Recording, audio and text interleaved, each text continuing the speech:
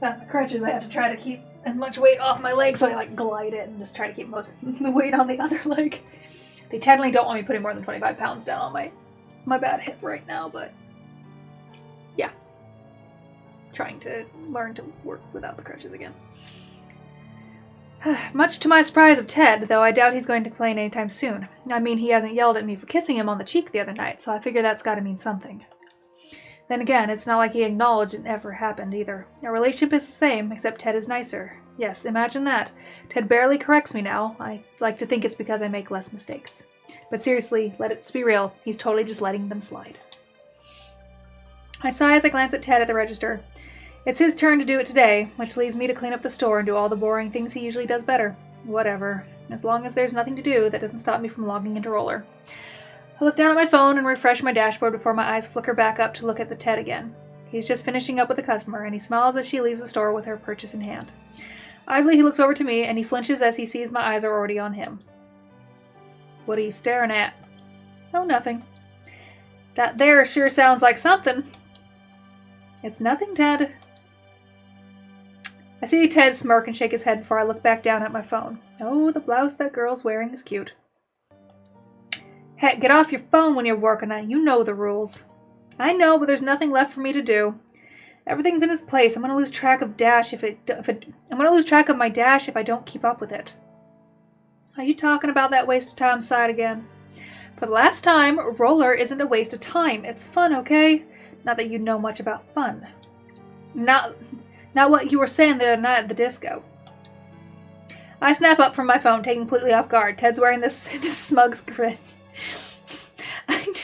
I'm just sad I'm single. Okay, and his hand mimes a gun pointed right at me. Gotcha. That's not fair. You can't start saying stuff like that. I gesture at him with my phone still in my hand. Just got dizzy again.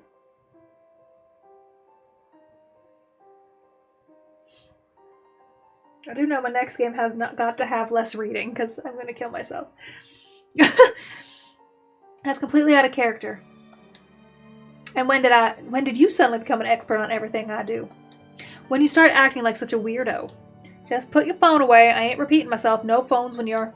Ted stops as a familiar sound ringtone plays in the store. I bring my phone up to eye level. It's not mine. Embarrassed, Ted grumbles and digs down into his jumpsuit pocket. Shut up. I sit my lips as Ted answers the phone and places it to his ear. He must have recognized the number because it sounds unsure. Hello? Oh yeah, this is him. Yay. Yeah? Wait, what? Ted's pitch takes a fall as his eyes start flickering from side to side. What do you mean that's the date my order will come in? I ordered for the meat to come way earlier than that. Yeah, that means it's a mistake. And, uh-oh, that doesn't sound good at all. Ted's grabbing at his hair with a hand, and he tucks his phone between his ear and his shoulder as he begins rifling under the counter. I have the receipt here somewhere. I'll show you that I gave you the right date. Papers are sent flying behind Ted as he desperately searches for mentioned receipt. I approach the counter worriedly. Ted, do you need me to... Ted holds a finger to his lips and shushes me loudly. Finally, he pulls a yellow-colored receipt page out and slams it on the counter. I have it right here. The date specified was... No. Ted nearly drops the phone pressed to his ear as he looks at the receipt. I glance from the other side of the counter, and even reading upside down, I can tell that that's so not right. Even worse is it's that it's definitely Ted's handwriting.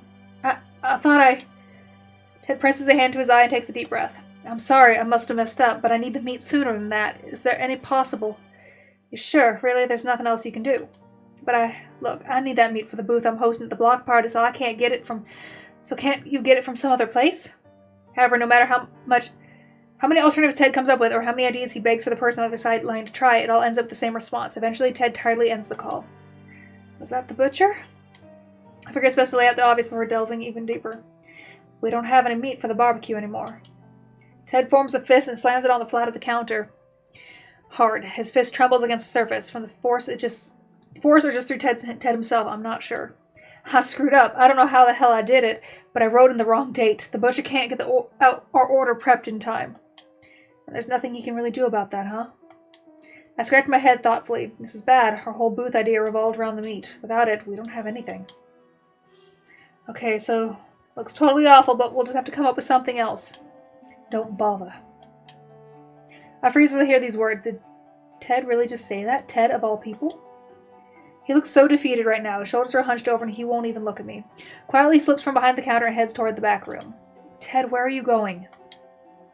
Doesn't matter. I need to be alone right now. Don't bother me. The door of the back room slams hard after him. This is getting worse by the second, and I'm worried about Ted in this state. I'm sure I wouldn't be the only one. Figuring I have nothing left to lose, I take out my cell phone and go through the phone book for Ron's number. I tap it once to find it, then carefully cradle my phone close to my ear, moving far enough from the back room so there's no chance of Ted overhearing me. Never thought I'd have to call Ron for something like this. Hello? Hey, Mr. Starr. Shoot, Ron. I meant Ron. I do my best to force some cheeriness into my voice. I don't want him to think something's wrong, even though something is wrong. Sorry to bother you while you're working, but there's a big problem down here at the store. I start explaining the predicament in a hushed voice, wincing a little as I go over the part where Ted messed up the order for meat. Ron doesn't act outraged or anything like that. He stays pretty calm for the most part. I had a nagging feeling something like this would happen. How'd Ted taken it? And glance over at the back room. Not very well. He shut himself in the back room. I don't think he wants to talk about it. It'd be better not to disturb him. The poor boy's probably blaming himself silly over this right now. I don't get how it happened, though. Ted normally doesn't makes mistakes at all. I thought I might have an idea. You ever notice how he starts nodding off in the middle of the day? Yeah, I remember something like that happening. Oh, are you saying that he might have been tired when he was placing the order? If I know my son, I've known him for a pretty long dang time, then that must have been what happened. He would never let something like that slip otherwise. So it was because he was overworking himself that Ted messed up. I feel really bad for him. He was really depending on this barbecue booth to save the shop, and now that's all been dashed.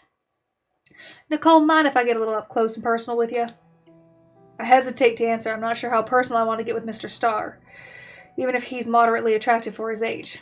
Okay. Do you blame Ted for this? I freeze with the phone held to my ear. That's a pretty heavy question, isn't it? I mean, I don't like it, but I don't think Ron's going to let me sidestep it so easily. I don't blame him.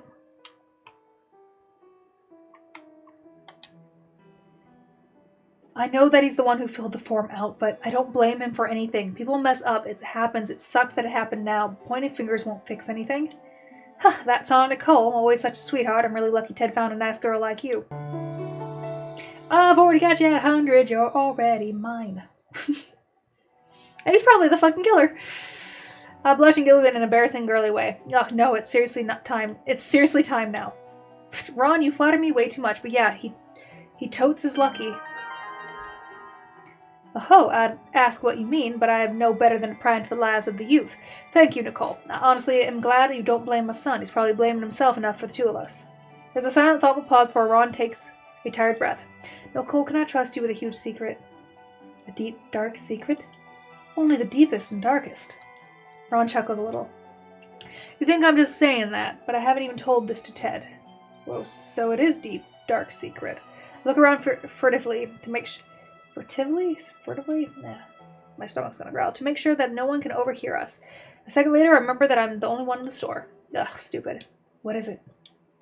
I despise that convenience store with every hair on my body. I gasp, literally gasp like the kind of you hear in a soap opera after someone's making a shocking reveal. You do? That must come like something of a shock, huh? Don't get me wrong, I wouldn't hate it for no good reason. I hate it because it's Ted's prison. Ted's prison? For a sec, imagine if that store didn't exist. Ted wouldn't be so overworked. He'd have more time to do the things he wants, not the things he thinks I want him to do. All a father wants is for his child to be happy, and right now, Ted ain't happy. He's stuck to that store because he thinks it'll make me proud of him or pick it up after his mother, rest her soul. Well, are you proud of him? Nicole, you ain't even gotta ask. I'll always be proud of Ted. I raised him, after all. I just wish I could have told him that myself and say how much I really want to get rid of the blasted store. Oh, Ron, it's fine. Ted just has the kind of personality where it's scary to tell him things. But yeah, you need to get a backbone. Ouch, Nicole, you don't hold back.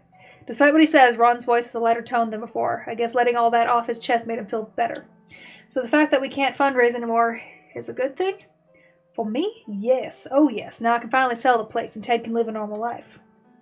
But don't you think he'll just find something else to do in its place? I don't think you're solving the problem this way. I don't know how to solve it either, though. Well, this ain't something we should discuss openly over the phone, and I'm getting funny looks from the guy, so I better skedaddle. Oh, okay, I probably shouldn't bother Ted right now, huh? He probably said to leave him for a little bit, right? Best do as he asks. I really don't want to, but I don't want to make Ted feel worse either. I bid Rod farewell over the phone, hang up, and go back to the room to tell the same to Ted. Ted? I knock on the door firmly. I think I'm going to head out. Is that okay? Do what you want. I'm going to take that as a yes. I need my cardigan, though. I left it in the back. The door suddenly opens a crack, and my black cardigan flies out through it onto the floor. I snatch it off the floor with lowered eyelids. Thanks, Ted. I'll see you later. I make sure my voice is rich with sarcasm. Okay. Thanks, Ted. I'll see you later. It's rich with sarcasm before I leave the convenience store. That was probably not the best way to say goodbye, but doubt Ted would have felt any better if I acted nice. He's probably thinking I was coddling him. I rub my head as I make my way back to the dorm. I don't know what to do. First I was trying to figure out my feelings for Ted, and now I have to figure out this. A girl can only do so much. Whatever the case, though, I know I'm going to have to look out for Ted as best I can. I like him, so hopefully, maybe I can help him through this. I want to at least do what I can.